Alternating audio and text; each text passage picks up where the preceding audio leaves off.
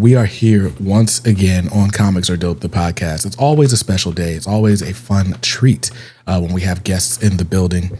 And I love having returning guests. That's kind of my favorite type of guest. And I think at this point, Mr. Chris O'Hara is the most returned guest to the podcast. But he's always bringing people with him. So today we're talking about the campaign for Monstrel #1, which is live on Kickstarter right now. And here to talk about that with me is creator Ryan Hoover, and welcome back, Chris O'Hara. How are you guys tonight? Doing great. Yeah, so far so good. Nice. Chris, Chris, this is the first time you've been here since I got my new computer, and I've been trying to figure out this whole live streaming get up. So thank you. Okay. Thank you for being here through all the technology changes. You didn't get scared away. No. I mean, I was having my own problems on my end. And I think even right now, my camera, for some weird reasons, all laggy, but my computer's, I don't know. Hey, I'm with you. It's all good. But we're making it happen. Right. Listen, the show must go on. So we are here to talk about the campaign for, we're here to talk about the campaign for Monstrel.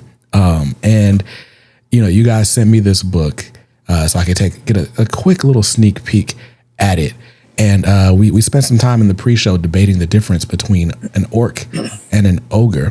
So that's fun, right? But before we dive further into that whole delineation, I'd love to know how this project came together, how you found Ryan, and just what we're looking at here. That's a question for me, correct? Yeah, sorry. Okay. No, you're good. Ryan, how'd you find yourself? No. So thankfully, as I've been, thank you once again, though, for having me back. I feel like it might be too soon because you just had me not that long ago, but I really appreciate it. Similar to Alex, who was the last guest that we kind of co-interviewed last time, was TikTok. I found Ryan through kind of like a connection of a connection. Nick on TikTok, highly recommend going and checking out Nick. I believe his profile is called Full Chub Book Club, so one of the better named TikToks out there. But he's a book talker as well as does comic books. And I ended up sending him, just because he seemed like a cool guy, I sent him a full box of the Bent Box library, if you will. So it's basically all of our books. It's kind of like a promo package, just giving him, kind of spreading the word. And I tell a lot of people up front, I'm like, hey, I do not expect reviews or unboxing or anything like that. I just want to get the books out. I want people to read them. I want people to enjoy them. If you give a review and say nice words, great. If you give a review and say bad words, that's fine too, because then now I know what to change. But all that said, I sent that out, and Ryan was also a viewer of Nick's, and he saw that and decided to kind of reach out to me. So technically Ryan took the first step, and as a writer creator of a series that he had been working on called Monstrel, he sent me a pitch deck, basically, which was, sketches, some prepaid art for some pages, as well as basically kind of like a lore Bible, kind of like a long list of different all the issues he had planned and all the arcs he had planned. So I saw a lot of work was put into this, as well as basically the script for the first issue. So yeah, I'm not one to shy away from people looking for help. I've given help to people who I don't necessarily see, no offense to them, but potential enough to bring them on to Bentbox, just because we all know, as I've said before, I'm very quality driven. So as long as it's high quality, I'm going to be fairly interested. But Ryan's stuff was I saw a ton of potential. So it definitely went beyond let me help this guy out, and more of a hey, come on over to the dark side. So that's kind of what it ended up turning into. And then from there, yeah, it's just been making the book. Nice. Now, Ryan, I probably should have asked this in the reverse order. I should have asked you first, how this project came together, how you got started. I mean, because it sounds like from Chris's perspective, well, and also in the sequence of events in life, you had this book. You had started the project already before you decided to even bring it to Chris. So what was it about this book that had to come to life, and what made you decide to write a comic? So it was a couple of things. I've always been a big reader of epic fantasy, science fiction.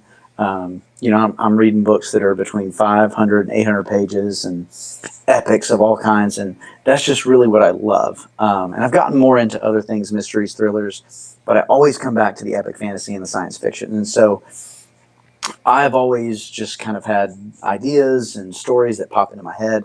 And I've just kind of scribbled notes, and I've got whole composition books probably somewhere with just all of these half-formed ideas that I've written down. And the idea for Monstral came about because I was just kind of reflecting on things that I've done in my life and things that have affected me greatly and kind of pointed my path in different directions. And one of the big constants in my life has been music.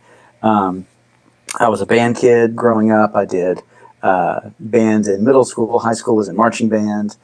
Spent a little time on the drum line. Did all that kind of stuff. Taught myself how to play guitar in high school, mostly to impress the girls, and that didn't really work out so well. But I did learn how to play guitar, and so I did all that. And I've told Chris this before. I just when I started learning music and when I started doing music, I found my people. And we were from all walks of life, all different backgrounds. And the thing that brought us together was a love of music. And I can tell you that there are some people that I got to be just really great friends with that I probably would not have interacted with unless we had this common thread. And it's had a huge impact on my life. And so when I started thinking about the concept for the story, I imagined a character who was brought up in an environment where everybody was going one direction, everybody was doing one thing, and he just didn't feel like he belonged in that environment and going in that direction. And so he basically strikes out on his own, and through accident or design, well, my design, he learns about music and a magic associated with that, and ends up pursuing a different path. And so has to go through not only finding his new path, but also giving up a lot of what he was raised in. Whether he likes it or not, it's familiar, and so he's got to strike out into the unfamiliar and unknown. And so in a lot of ways that reflects my own story, because I've used music in a lot of different avenues in my life as well to strike out into unknown areas. I've written songs. I have done different productions. I did musical theater for a while. I do praise and worship at my church and like all that kind of stuff. So music continues to be an influence in my life. And so I wanted to bring that to the story, and what better way than super epic fantasy, like all the stuff that I love. All right. So you are into super epic fantasy. And anytime I have someone here who is a fan of something that, I have a blind spot for, I have to just ask for a quick top 3, whether it's fantasy writers or stories that you've read that you feel like anyone who maybe is skeptical about the genre needs to get into. So what are some recommendations? Well, I'll tell you one thing, that if you like a certain genre of book, they've probably got a fantasy book that has been written kind of cross genre. One of the ones that I suggest to everyone, let me see if I can grab it off the shelf here. I might be able to pull it off here. Yeah, here we go. Okay. So, sorry, sidebar. And it might be backwards. Yeah, here we go. It's called A Natural History of Dragons by Marie Brennan, and that's her, I think her pen name. But it's basically a woman who wants to be like a naturalist, and in this fantasy world, dragons exist, and it's set in kind of like an alternate Victorian England kind of setting. and so it's a man's world. And there's 5 books, and it basically chronicles her life from the end. She's telling her life story, and she's an old woman, and she's like, oh, back in my day, here's how it was. And she basically chronicles like all the different types of dragons. And there's not any magic in it, but it's fascinating. It's just such a great story. And so I try to plug this, whenever I can. Okay. It's just, this is fantastic. There are several others. I've got a whole bunch of bookshelves, and sorry, I'm getting excited because this is not what we usually talk about here. But this anyway. So this is Blood Over Bright Haven by M.L. Wong, and she did another book. Here we go. And I haven't read this one yet. It's called The Sword of Kaigan. This was her first one, and this is like, I've heard this is emotionally devastating. Haven't read it yet, but I'm planning to. But when I tell you, this one shocked me. Like, I remember you get to chapter 10 of this book, is about halfway through.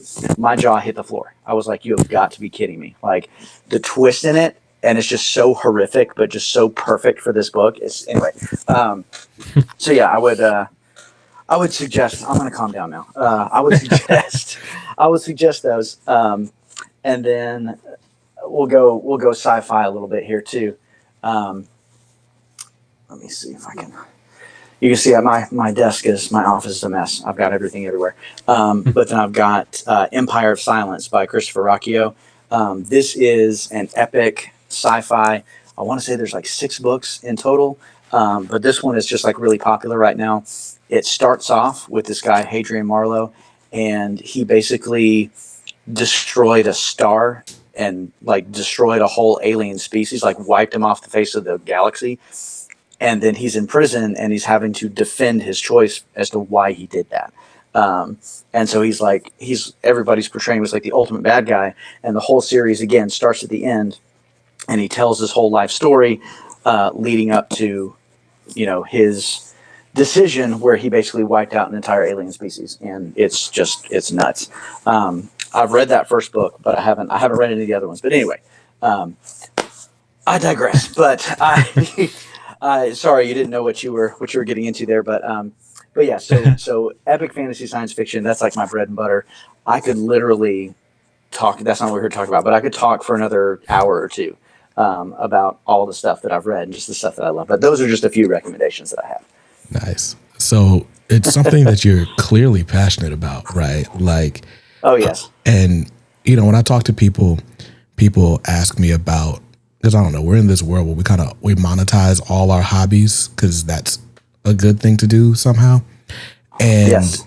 For me, comics have been a hobby because I generally can't picture myself doing it.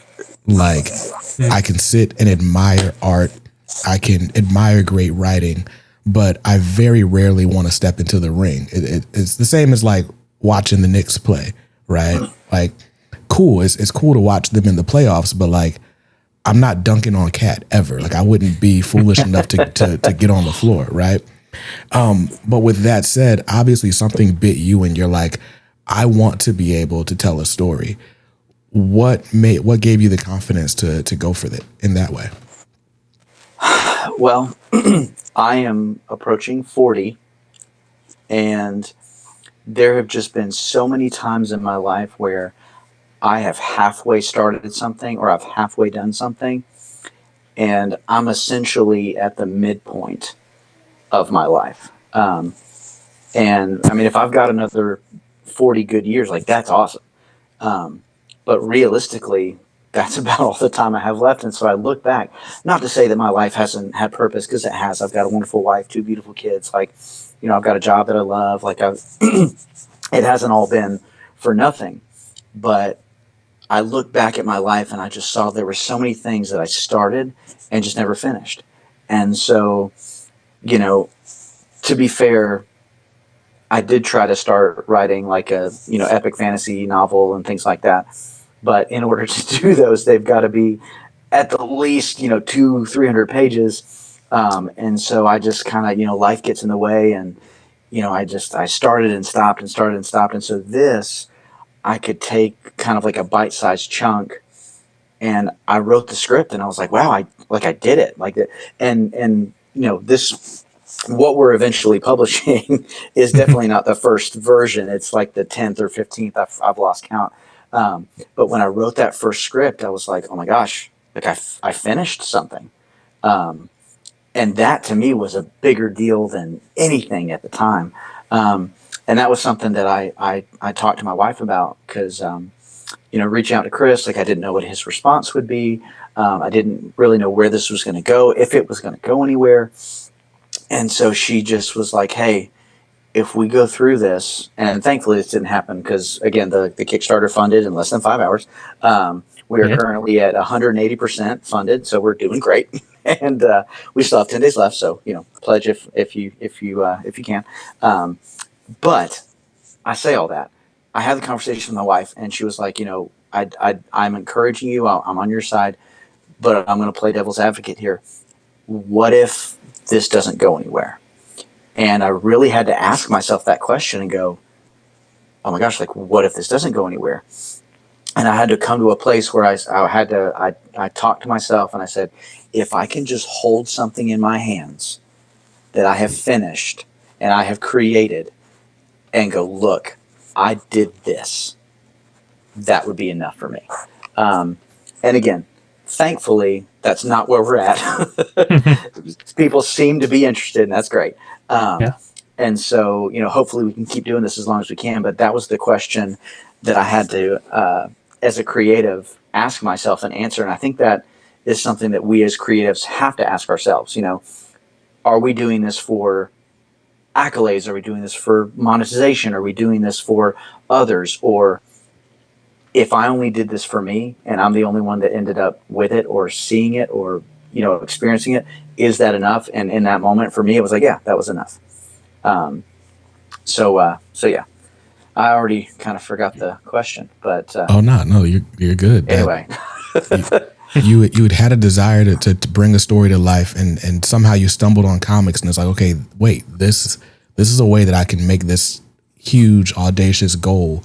I can make it digestible and to start to knock it out, right? Like, yes. Now, of course, with epic fantasy, right? Like the epic kind of just means long to the layman, right? And you're talking about like kind of collecting these epic tomes and all the layers and layers of world building that it can take to create these worlds. And then, you kind of juxtapose that with comics where it's like 22, maybe 32 pages max per issue. How do you go about sort of condensing the world down? Or was it a thing where it felt like, okay, it can be a smaller world and that's easier? So I think, especially with this first story arc, it's definitely a zoomed in version of the overall world and the story. But I think it's going to be really fun, because while we are telling the main character Murk's story, we're going to see him, and most of the first story arc takes place in one particular city in the kingdom, and so we're going to see a lot of other characters and people groups and things moving in and out of frame, so to speak. And so almost by what's the word I'm looking for? We're going to kind of get like a side view of all of these different cultures and experiences and people groups and things like that. And I think as we are able to do more of these, bite-sized story arcs, the world itself is going to expand. Now, one of the things we were planning on doing as well, and I don't want to give too much away, but there are plans to kind of include more side stories and more pieces of lore through the Kickstarter that we're doing, through other crowdfunding endeavors that we do. So as long as we raise enough money, everybody will get kind of a bigger peek into this overall world. which is something I'm really excited about. And it's going to make its way in one way or another. But the quicker we raise more money, the quicker we'll be able to get those sneak peeks of lore into the story. Nice. So Monstrel is billed as the saga of an orc turned bard. I think this is a perfect time to kind of pause and just talk about what this story is about. Can you give us kind of a top level view of what we're looking at? Yeah, definitely. So the story is all about, like I said, the main character named Murk, Murk, and he is born into an orc tribe where they are just all about raiding and going out and fighting, and war is their craft. It's their whole way of life. And so he has a father who is very much like hardcore, leaning into that aspect. And he and his father kind of butt heads a little bit because he is just kind of like, well, Dad, I'm not really sure if I want to do this. And his dad's like, do what? Abandon your family legacy and, turn your back on your entire tribe and, the soul of your people. And he just like lays it on thick. And Murk's like, no, I guess I do want all those things. And so they are training for their first raid. And towards the end of the first issue, they go on their first raid. And the village that they go to raid, or the town they go to raid, he comes in contact with the minstrel or the bard at the local tavern. Chaos ensues, and they end up being kind of a mentor-apprentice type of relationship, and you can see the story move through that. And so, again, it's a story of belonging. It's a story of finding your purpose, finding your passion, and eventually finding your people. And you'll see once everybody gets a chance to read through the end of the issue, you'll see the people that Murk is going to eventually meet and form hopefully lasting, found family bonds with. Nice. So I'm going to ask something that potentially could spoil something. So tread lightly, right? But yes, one of the themes that you opened up, we were talking about this earlier, was just kind of like that aspect of going out into something new, right? Like, and there's a period where it's like you kind of have to unlearn everything that you've learned, right? And then you kind of have to reconstruct the world around you with this new information. And a part of that reconstruction can be like, okay, here are all the things that I learned, that I grew up with or grew up in that were good. And then here's some of that stuff that I should have left behind. And so I won't ask like what those things were for Murk, because I'm sure that's coming up later in the story, perhaps in issues we haven't even seen yet. But I'm curious about a time in your life where you had to kind of go back and look at your life through a critical lens and then say, okay, this wasn't as bad as maybe I thought, or this wasn't as good as maybe I thought. So for me, for Murk, I'll just go ahead and tell you, all the fighting that he learns and the weapon craft and all that kind of stuff does come in handy because he does go out into the wider world and people are trying to hurt him. And so he can't just kind of find his way out of the situation with a magical song, although, that kind of does end up having something to do with it, but that gets into spoilers. So we'll leave it there. But for me, it was, I'll be honest, it was all my way through school where I got to the end of elementary school, and I moved from North Carolina to Georgia, like right in the middle of third grade. And so I was dropped into a new situation, brand new group of people, and I had the opportunity to kind of rediscover myself, reinvent myself, even at 9 years old. And so by the time I had like 2 or I guess 3 years of elementary school, and then all of a sudden middle school started, which is a lot. And so, but again, you had 3 years to kind of find your way again, and reinvent yourself again. And by the time you figure out, your place in middle school, boom, all of a sudden high school hits and you're at the bottom of the food chain, so to speak. You're a little freshman again. And you have 4 more years to kind of again, find yourself, and potentially reinvent yourself. And so for me, it was, I guess, realizing that in each new iteration of my education, of my schooling, and even into college too, I didn't have to reinvent myself every time.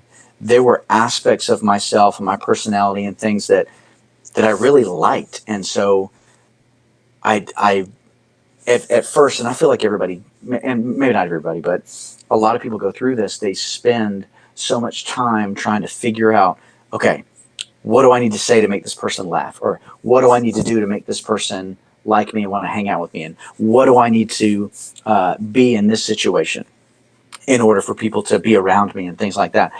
And the older I got, the more I realized I was like, half the stuff that I'm doing doesn't make me happy. And it's not true to who I am. And I think that was the biggest shift, was realizing I could leave those parts of me behind that weren't really who I was, and embrace the parts of me that were really who I was. And the crazy thing was, when I did that, I attracted more of the people that liked me for me.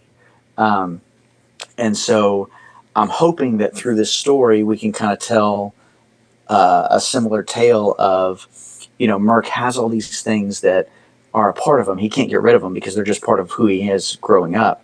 Um, but he's realizing he can leave some of those things behind and lean into the things that he really enjoys doing and really loves. And he's going to find people that appreciate the truest parts of him. And again, I can't speak for everybody, but especially middle school, that's a tough time.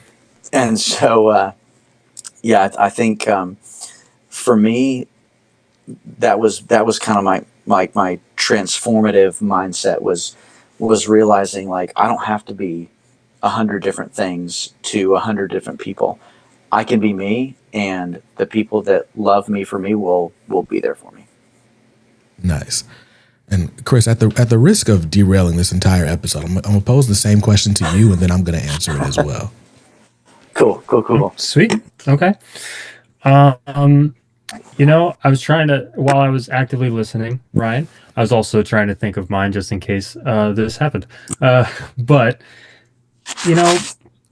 the thing that I've always noticed about myself is that I don't worry about almost anything, and that drives my wife nuts. She worries enough for the both of us. She tells me when I should be worried, but otherwise, I'm very much the, like, why are you worrying? What's wrong? It's fine. It'll be fine.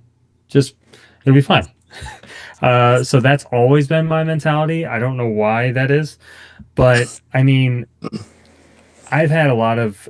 It's funny because I kind of mention a lot that I have nothing to complain about. You know what I mean? Like, there's no reason for me to complain. And then if someone really asks me a prodding question, I go, well, my dad left when I was young. I had a lot of family problems. Like, I could definitely list some complaints. It's just I don't have to own them as complaints. So that's always just kind of been my mentality, which is like the things that happened to me in the past, things that maybe I weren't as bad as I thought they were, or maybe I was too worried about them, and then it turned out to be for the best. Honestly, I almost always side on that edge. So like I really can't point to much of anything specifically, just because I'm very broad in my like retrospection. But like even with my dad leaving, like that very easily, honestly, all it did was show me what not to do and how to be a good dad. So like it was just something that is very difficult. It obviously put a lot of pressure on our family, and I know it kind of messed me up a little bit a long time ago, but even right now, or even back then, I did have the mentality of, God's got a plan for everything. I don't know why I'm worrying about anything. This will all work out. That's all. This will all work out will be on my tombstone. So that's just how I've always been. So no, I don't really have that per se. I definitely probably like kind of associate a little bit with, not associate, whatever the term is, but I I'm in the similar boat as you, Ryan, where when I was in middle school and high school and stuff like that, where I really just had to kind of not care what people thought. I never chased, what the kids call today clout. Clout wasn't a thing back then, by the way, guys. It was just popular or not popular. And so, just didn't really care. But that's kind of led me to this point of just everything's fine. Yeah. It's such a dumb answer, but that's how I've always viewed things. Nah, listen, man, that's a biblical position to take, right? Like whatever state I find myself, I've learned to be content, right?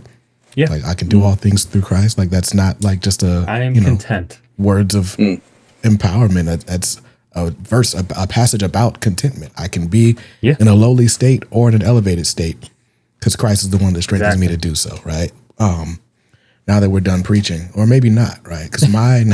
Hey, I'm here for it, man. Nice. Let's do a little more Jesus. I'm here for it. That works for me. But speaking of the sort of deconstruct, reconstruct for me came in my pivot to like comics media. Prior to this, I was very deep in like passionate about the music industry. I was a rapper, music producer turned artist manager, marketing consultant. Like that was the track I was on. And when I got married, that just kind of paused everything in life. All right. You slow down. My wife had a child already. So it made me a dad instantly at 23. And so there's just like, you go through that point where you're kind of reevaluating everything. Mm-hmm. And, it took me a few years, but I guess maybe 5 years in, it's like, okay, this whole music thing is really not, compatible with the life that I'm trying to live, right? Like I don't want to be on tour with anybody. I also don't want to be promoting music that's like crazy ungodly. So that means I'm playing for an audience of like 100 people. And, I got to take this artist into like these 50, 100 cap venues. And so that means I'm out. I'd be the type to be in the 15 passenger van going to 1 million small clubs for like a month at a time. And it's like, I don't want that life. But the crisis was like, well, if this isn't me, then who am I? Because since I was 12, 13, like I've been kind of pushing toward this one goal. And it just happened that I kind of found comics just before the pandemic and just really dove in. And I started the YouTube channel really just to kind of, motivate myself to stay in front of the camera because I didn't feel like talking about music stuff at the moment. But what I learned just through building what is now this platform is that the stuff that I loved wasn't necessarily just musical.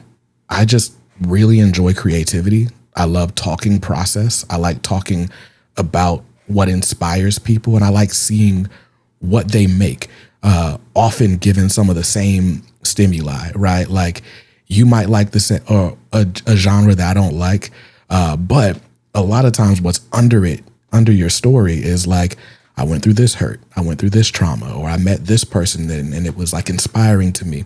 And I was like, that piece of it is what connects all of us. And I just like seeing that connection. And I don't know that I would have known that about myself had I continued down the path that I was on. So, but it's really fun to like sort of look back at your life and say, I thought I was secure in this thing, but really I wasn't. And it turns out there was something underneath it all along. Right. Yeah, I was probably similar with Ryan in that I didn't want to derail, like you said, or kind of take over anything. But Ryan, when you said earlier, the whole I'm getting close to 40, I'm getting rapidly closer to 40. I had the same exact, like to a T,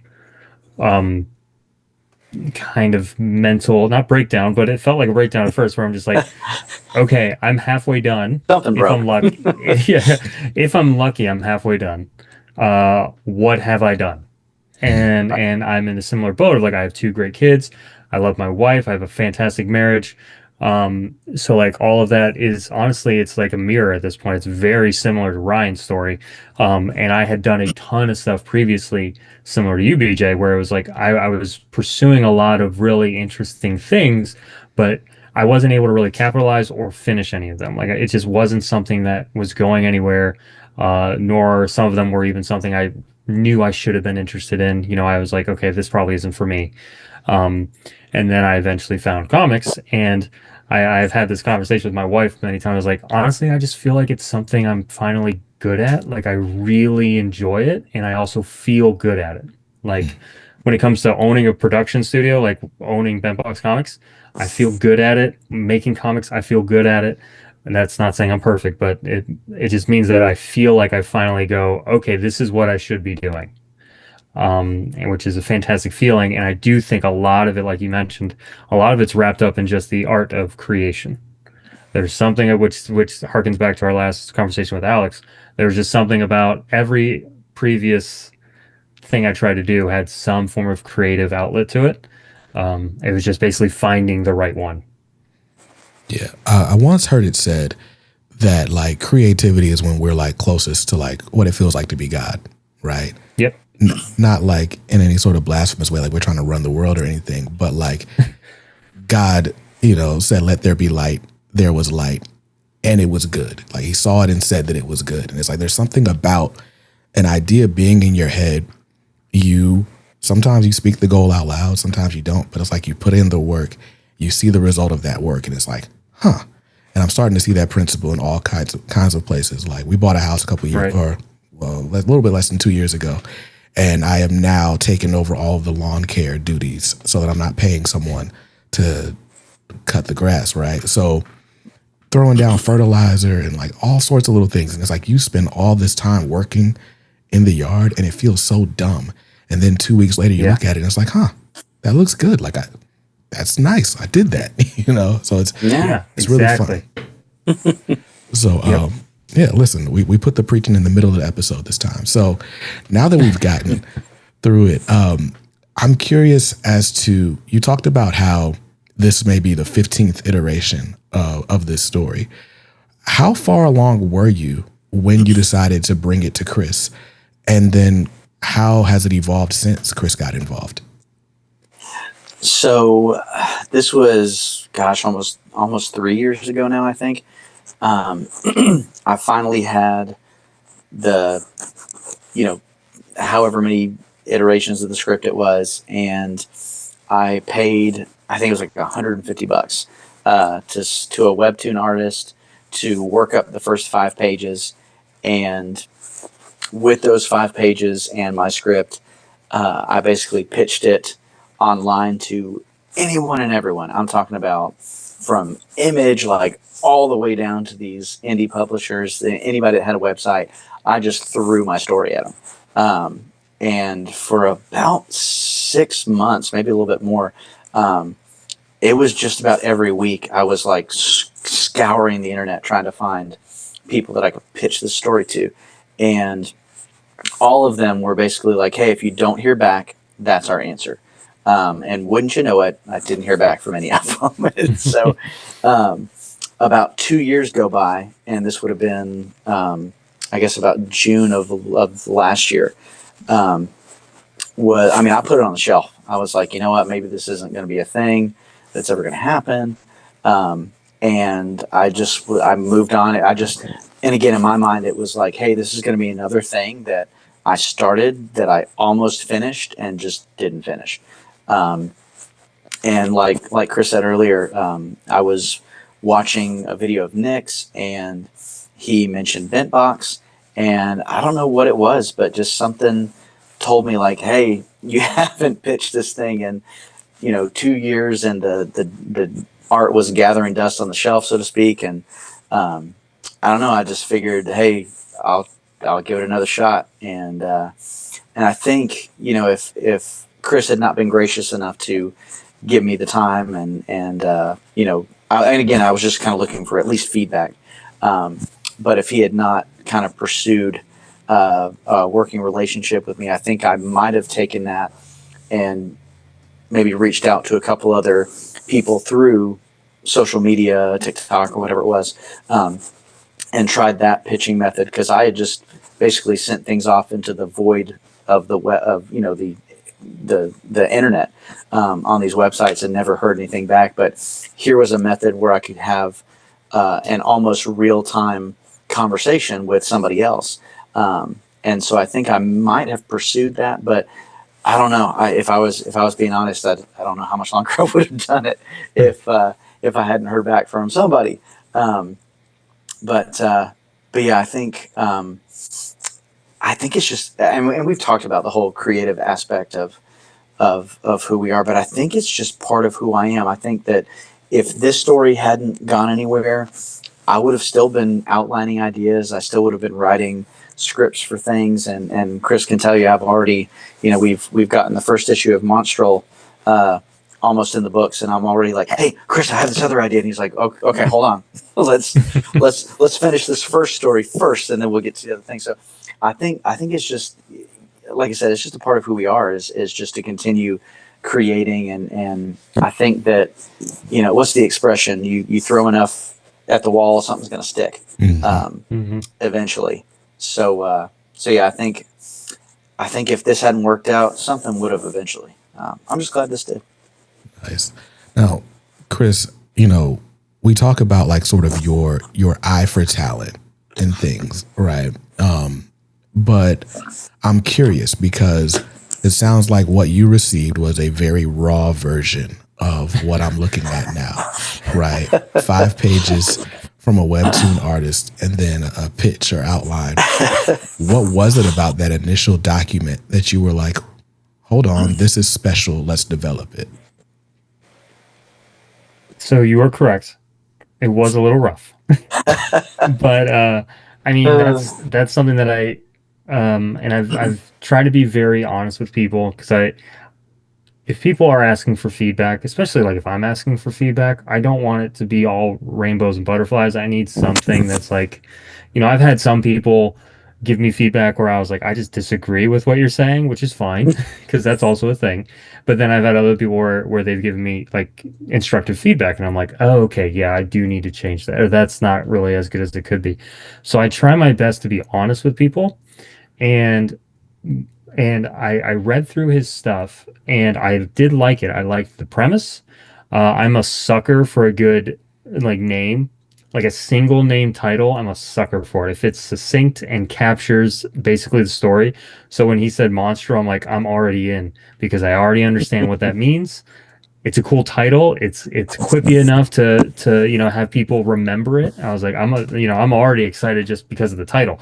And it's funny, Ryan had a couple of moments where he goes, I'm thinking about changing the title, and I was like, don't you dare do that. I'm like, that's the one thing, don't change it. It's the only thing I like. No, so like we've almost changed the title a couple times, which is pretty funny. But yeah, like the art was webtoony, which we all, take that as good or bad. But I will say my initial reaction was not fantastic, but it was definitely like, okay, the bones are so good. The bones of this are great.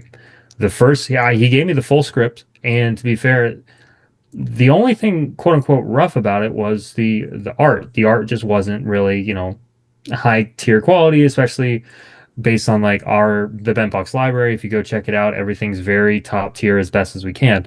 So other than that, I think that was really the only thing we needed to quote unquote workshop. Everything else, like the script, is basically just what's on the page right now. The script was great. The world building that I was seeing within like the arc breakdowns, because like I said, he gave me a bunch of arc breakdowns between like issues 1 through 4, 5 through 8, like all these things. I was like, okay, there's a lot of planning that has gone into this already, a lot of thought. I can see investment. So it's not just some dude with some idea saying, hey, he wants to make a comic. It's like, okay, this guy's built a world, and it's a cool world, and I think it has, potential. So from there, it really was just, and we had, it wasn't a hard conversation per se, but it was just a very blunt conversation where I was like, hey, I like what you got. We need to upgrade the art. That's literally it, which I think is that's not a bad thing, because it could have been, hey, your script isn't very good, or this isn't very good, and then that needs changed. But with it just being the art, that's very doable. I have a plethora of artists that I work with and a ton that I really enjoy working with. So we were able to find Scott, try and shout him out as best as we can through every interview because he's fantastic. Oh, Scott, so good.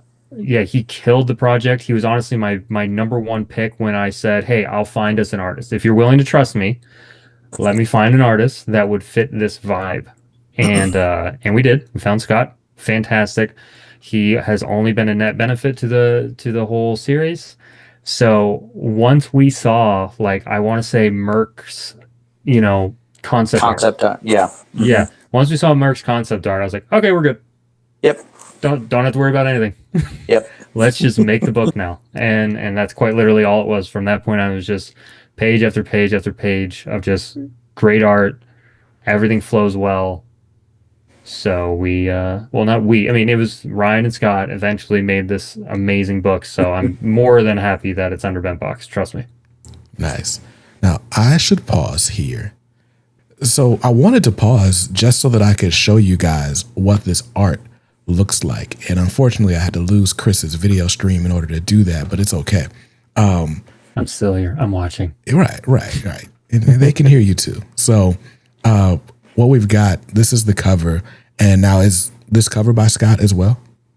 It is, yes. And that's something that, Chris has spoken to before, and I agree 100%. Like, Scott's art is just so perfect and so dynamic and just fits the vibe of the book so well, that we really wanted him to do the main cover, just so that it still fit with the art inside the book. And you can see here, I mean, just several characters kind of in a, what's the word I'm looking for?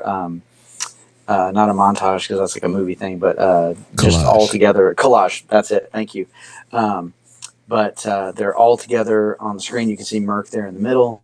And it's just funny, when we asked Scott to do a cover, he was like, well, Ryan, what are you thinking? Like, what's the cover that you want to make? And so I pitched him an idea, and bless him, he was like, that sounds really good, but I'm kind of having trouble kind of figuring out what you want exactly. Could you sketch it for me so I can see a visual?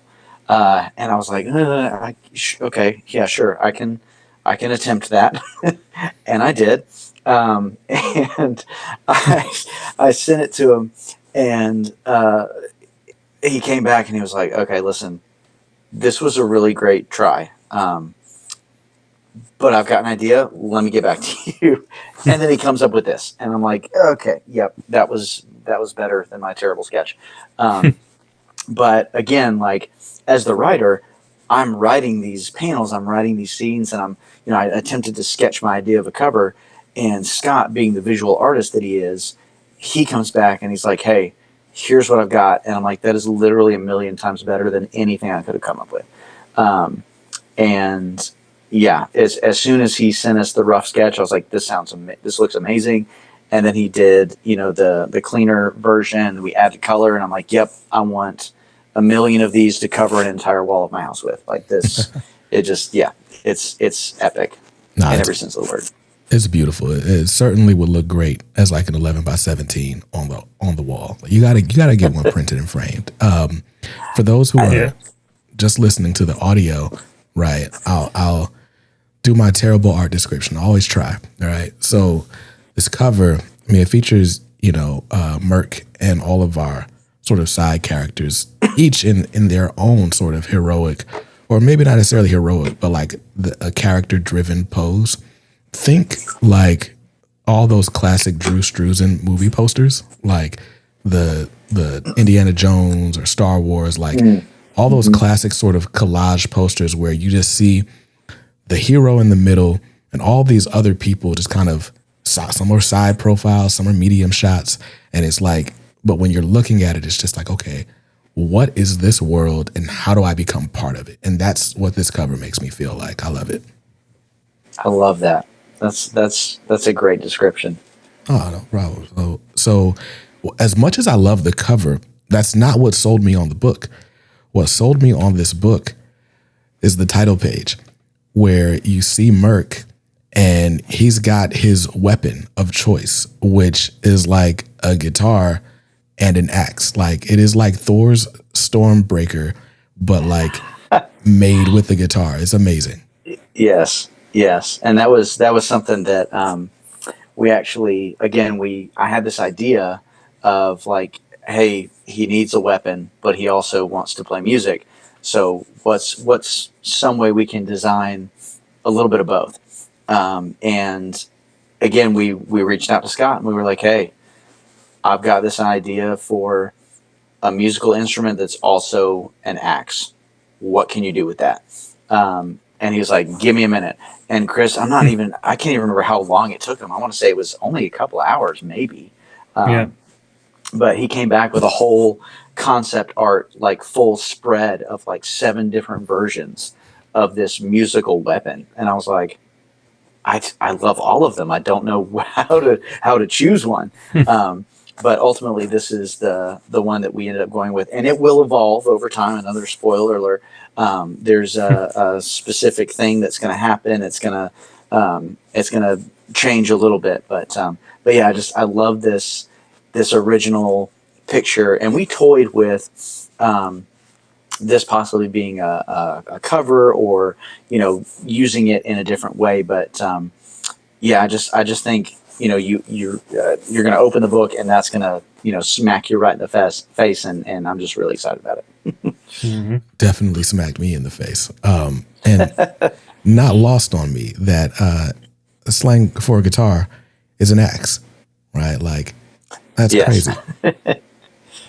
So without giving people time to just read all this, although to be fair, what I'm showing you right now, you can actually read this preview on globalcomics.com if you just want to check out the story before you decide whether or not you want to back this campaign. But basically, we are getting this. Wait, is this the same? This is not the same as the preview. All right, I don't know. I feel like I just read something different than what I'm showing you right now. So I'm just going to stay right here in case I'm not It tripping. looks correct. It's correct? Okay. All right. Yeah. Mm-hmm. All right. I was just making sure that I'm not spoiling the whole book. To be fair, you have in the promo folder we sent you, you have the full book. So Right. as long as you don't start flipping through that real quick. All right. I thought I was fine. okay. Yeah. That's what I thought happened. I'm looking at the whole book right now. And I'm like, wait, I was looking at the Global Comics preview. I can't tell if it's a 1-for-1 matchup, but all I really wanted to show you guys was that this art is phenomenal.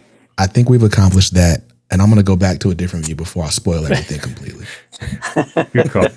So, but what's fun about it is I think the hardest thing for me when it comes to fantasy, sci-fi, and so on is the world building. It's like, you got to drop me in this world. You have to explain every little detail to me. And, I don't know if it's ADHD. I don't know if I just have like a terrible attention span because I live on the internet for, all of my life. But at a point, it loses me. What I think comics have a unique advantage, though, in that they can show and tell very quickly.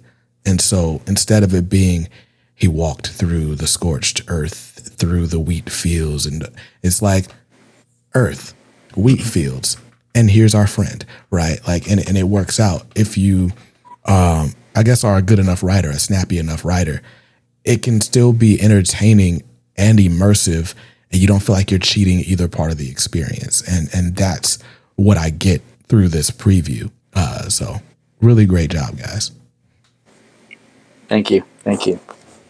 No problem at all. So all that said, I think all that's left to really talk about as we wrap is the campaign and some of these rewards. First, I want to ask you, though, how did it feel to fund this whole project in 5 hours? It was crazy. Like, I remember, and Chris, kudos to you, because it's just, again, it's something that I've tried to work on, but I've always second guessed myself. And, and he said himself, like, he doesn't really ever worry about anything. So I'm over here like, oh gosh, like, should we do this? Should we do that? Like, am I doing enough? Like, am I singing it? And he's like, Ryan, I'm just gonna hit the button to start it, and it'll be fine. Like, and that's and so I'm like, I woke up like the morning of, because we decided we were gonna do it about like 11 o'clock that day, and so I'm like waking up and I'm like going to work, and I'm like watching the clock, and he's like, yeah, I'm gonna hit the button at 11, and really like nothing changed for me. Like I was doing my job, and then 11 o'clock hit, and I was still doing my job, and I'm just like, okay. Yep. And we were messaging back and forth, and he kept saying like, hey, refresh the Kickstarter. Hey, we'd leave it alone for a while. Hey, refresh. And so throughout the day, I was checking updates, and I mean, it was surreal. Like it was one of those moments where one of my coworkers, who ended up pledging and supporting, thank you, but she was like, hey, have you checked it in a little while? And I was like, no. And then Chris messaged me too. He's like, hey, refresh it one more time. and I did, and we were at, I think, like 4.5 hours. Yeah. And so we had passed our goal by just a little bit, but it was a very gratifying moment just to see, in real time. Like I've said before, so many things I've started and never finished. And here we have literal monetary proof that what I started is going to be finished. And so I remember just taking a moment and just like letting that sink in. And it was just, I mean, it was the best feeling. It was knowing that I've been with this story for several years now, and I believe in the story because I'm the one that made it. But it was very affirming for me to look at the literal numbers and go, wow, other people believe in the story too. And I think that was something that, from our first interaction between me and Chris, like he saw it and immediately was like, I believe in this story. I believe in where the story could go. And that's been such a huge encouragement to me in and of itself. But to see the actual numbers and go, wow, other people want to hear more of this story was just huge for me. Nice. Nah, it's I love a good success story, first of all, right? Like to sort of, cast net on the other side and come up with a bunch of fish is amazing and is never going to feel any less miraculous, right? So I'm sure as, you get more campaigns under your belt, I hope you keep that feeling, right? But speaking of campaigns, I want to talk a little bit for you guys about what you can get in this campaign. So, of course, you can get the first issue of Monstral, which, funny enough, until Chris called out that he knew what the name meant, I was like, oh, snap. Wait, it is a play. Monster, minstrel. This is amazing. But but you get the first issue of Monstral, and you can get it digitally. You can get the digital PDF, the deluxe PDF that'll give you like some extras in the back, which, by the way, is amazing that you can do that. Like, obviously, you have to create both files either way, but of course that's just cool that we can add that variance in products. I'm a marketing nerd, so there's me. But of course, you can get there's 3 covers. So the cover A is going to be $10, or you can get one of the variant covers for $15. Alex Ortiz does an amazing cover, and then there's also a cover C by Rico Thompson, and all of those. Any physical book that you buy comes with that deluxe PDF. You can purchase every book for just $40, or you can get basically every add-on, so that's sticker sheets, some posters, and everything for $300. We were talking about how good this cover would look as an 11 by 17, and here we are. You can get an 11 by 17 poster pack for all 3 covers. Or is it that, you get all 3 for $15, which is an amazing price for 11 by 17 posters, 3 of them. So, yeah, man. Yep. The other good thing about that tier, if you don't mind, that's the Bardic Inspiration tier. That's our big boy tier. That one, the reason why it's $300 is because you could be drawn into the comic. So we wanted to offer that as an option because we love Scott's art so much, and honestly because there's a scene that would be perfect for anyone's face. There's a tavern scene where there's a bunch of, for lack of a better term, NPCs. And I'm like, okay, this would be a perfect spot for anyone. You could be killed by an orc. You could be singing a song with the minstrel on stage. So I figured it would be a cool tier. I know people do like it. We already have one taker already. So it's a limit or a max of 4. So there's only 3 left. If you want to be ever enshrined in the first issue of Monstral, make sure you jump on that because, yeah, only a couple days left. Absolutely. That actually sounds like a cool tier. Like if I were to take you up on that, how do we deal with the licensing, right? Like I have to have my Mets hat on. Like, does that fit in this world? You know what? I would 100% find a way to make a Met hat, like a lore accurate Met hat. Yeah, fantasy version for sure. I guarantee we could figure it out and have it be very funny. Oh, that's fun. That's fun. Yeah. So there you go. Yeah, we could.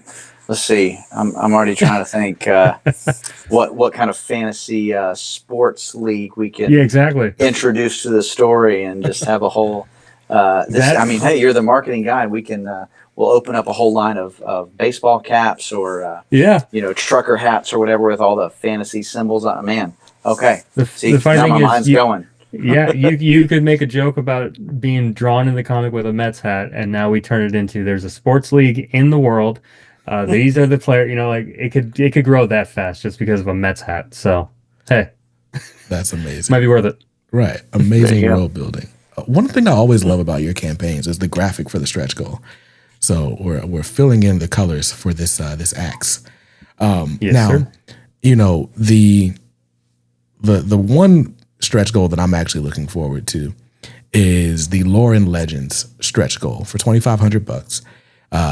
If we reach that in the campaign, which by the time you guys see this, we got like 3 days left to hit it. So hopefully we already have, but in case we haven't, we get an extended print, including concept art and early notes. That's my favorite part of most comics, right? Is all the back matter, whether it's the letters pages, or if you get those, usually you have to wait and get the hardcover, right? DC will put out the absolute edition or whatever, and in the back it's like, oh, here were some early designs. Here's what it could have looked like, but now it looks better, right? Like that type of stuff is gold to me. And so to be able to get that in the back of the first issue would be amazing. So we got to back this campaign to get it over that goal. Absolutely, and I will say we've joked about this, and I'm really worried it's not a joke anymore. We've talked about including my terrible sketch of my first cover idea in that concept art. So you can, if enough people back in, we raise enough money, we can see some really cool artwork from Scott and at least one terrible piece of art from me. Nice. Yeah, that's fun. That's fun. So at the time of recording, we've hit the first stretch goal. So we get the thicker, high quality paper with the matte cover finish, which is nice.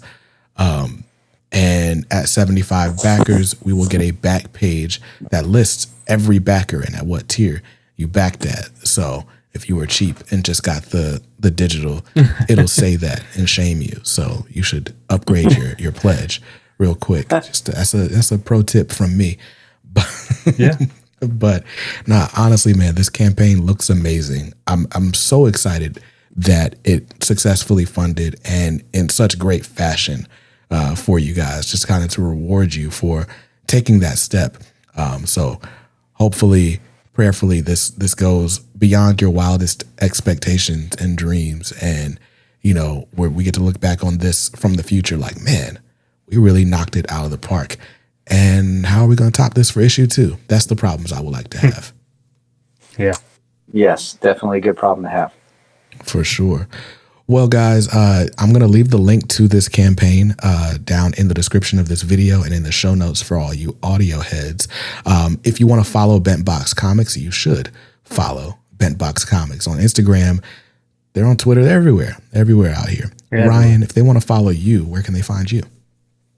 They can find me on TikTok. My username is Ryan_reads_88. And that's where I do all my book reviews, my new comic book day hauls, and where I post all about the campaign that we're currently in the middle of. So nice. Man, I feel like I'm way too old for TikTok, but if you're making it work, maybe I should. Maybe I should try it. Little by little. The older I get, the more I'm just like, I just want to jump off of it and just hope I can still make the book and just do okay. But it's a necessary evil, I think, at this point. So we'll see how it goes.